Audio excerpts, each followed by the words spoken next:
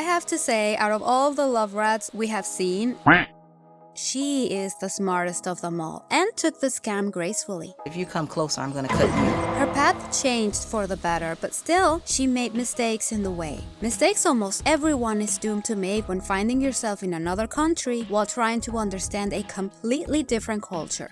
I mean, when the most reasonable person in the story looks like this, we have a problem. Latoya went to Ghana in 2011 and fell in love with the place. The motive of the trip was not really a vacation, but to meet some random guy she met online, a man living in Ghana. How dangerous is that? She's from Alabama, by the way. She traveled across the world to meet someone she met on the internet. Sounds like the beginning of a horror movie. I was on Facebook like I always am, and I saw a message, and it was just simply, "Hello, how are you?" And I actually ignored it. And then one day when I looked back at the message, it was this guy, and I was just like, oh my gosh, he's nice. Emmanuel was 10 years younger than her, and he was also a homeowner. A great ego boost for her. He kept complimenting her looks, and things got more serious when they started Skyping regularly. At least she was not dealing with a catfish. Latoya was set on meeting this guy, so she booked a flight and stayed 3 weeks in his country.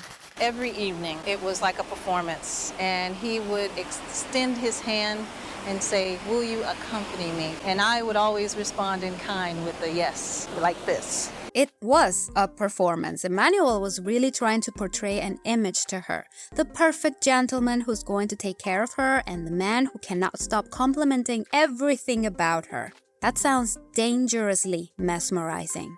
Emmanuel took her to meet his friends and neighbors. She got to see his house. She was astonished. Latoya remembers fondly staying in the house and waking up every morning, going outside, and just absorbing the view. She was impressed by Emmanuel. He had everything she wanted. So they escalated the relationship and he asked her to marry him. Latoya was thinking seriously about it. She went back to Alabama and decided she loved the country, loved the people, and loved Emmanuel. She went back and got married. About 200 people showed up. Wow. Yeah, the whole community showed up. No one brought a gift. You're supposed to bring us gifts to make sure we're good as we're moving forward. And they left all of their trash in the yard. Oh. So we had to clean that up. I mean, other traditions, right? I don't know about the littering, but wouldn't it be a good idea to research before getting married how the weddings are in the country? Like the traditions, the culture, the social norms, just so there are no weird surprises. And not even stopping in the wedding, but the whole marriage. What is it like to be a wife over there? And we cannot forget that she blindly followed some guy she met online and believed everything. I mean, sure, she stayed at the house and met some of the people who he knew, but still, Latoya decided to change her entire life for a man she barely knew. I thought that I'd done my homework as I asked Emmanuel very pointedly over many discussions, "What is it that you have?" He told me, "I have a house near the beach and I own coconut farms." The lie detector determined that was a lie. The house was his sister's. He went on technicalities because apparently in Africa, if you help build the house, you are part owner of it.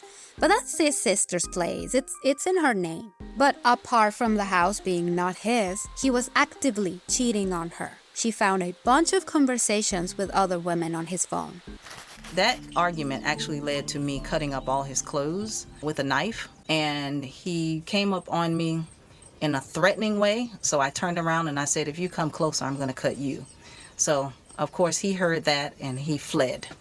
So since then, I have not seen Emmanuel. According to Emmanuel, the fight wasn't about other women, but her cooking. And they were also fighting about their future as parents. But Emmanuel's message revealed his true intentions and the reason why he married Latoya. Latoya told him she was clear from the start she didn't want to go back to live in the States. He would text, "Women who truly love their men, yes, help them get the rightful documents." Latoya flatly refused and said if they couldn't resolve the issue, they'd have to discuss separating permanently. He replied, "If you refuse, then you are on your own." How gross. I don't think Emmanuel thought Latoya was going to enjoy living in Ghana. His plan probably was for Latoya to return to the US and miss him enough to start the paperwork. Oh well, Latoya has no plans on returning to the US, and now she is an avid supporter of victims scammed by love rats. She has her own website where she has helped a lot of people. And interestingly, she stayed there because that's basically the hotspot for scammers targeting people in the West looking for love. She managed to speak to one of them. Latoya found a man who was actively working as a scammer. That's his job, his 9-to-5 office job. 25 years old, he has a family, he has a daughter, and he still doesn't care. His own mother has told him to quit, but the money is just too good.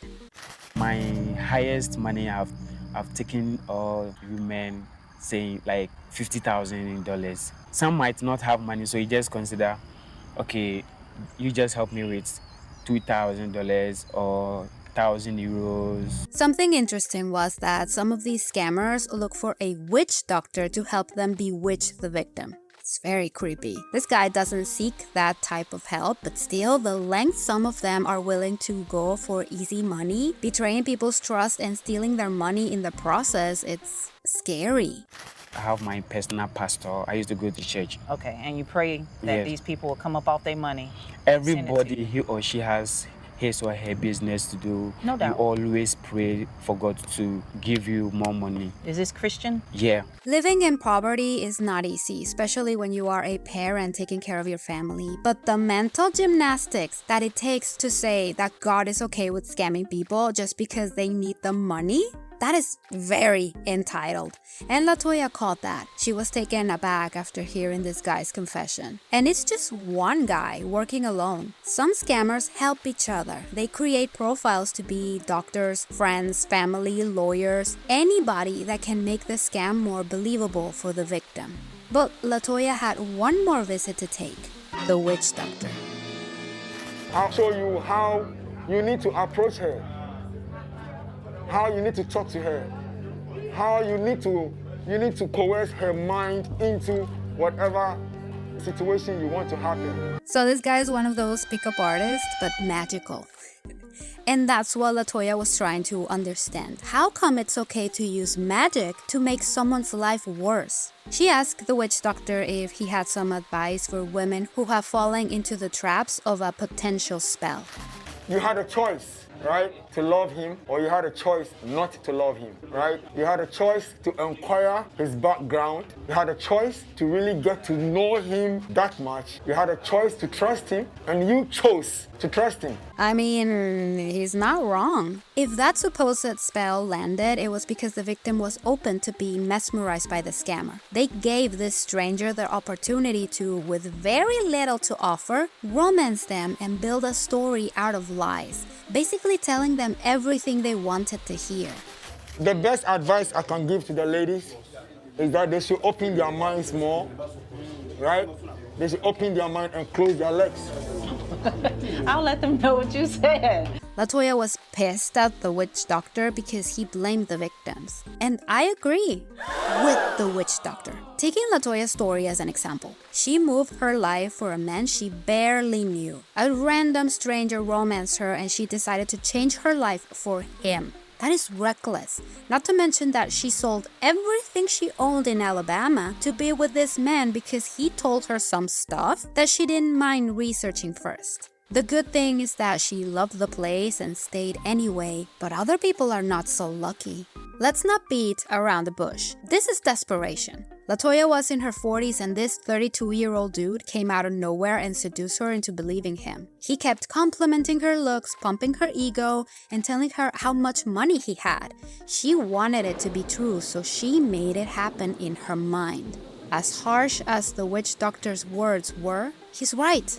For scammers to exist, there must be a willing victim to fall into their trap. Tell me what you think about this story in the comments. Don't forget to subscribe and leave a like. It really helps. Here's another love rat story. This woman fell in love with someone way younger than her, got married, and lived a nightmare by his side. Thank you for watching. If you come closer, I'm gonna cut you.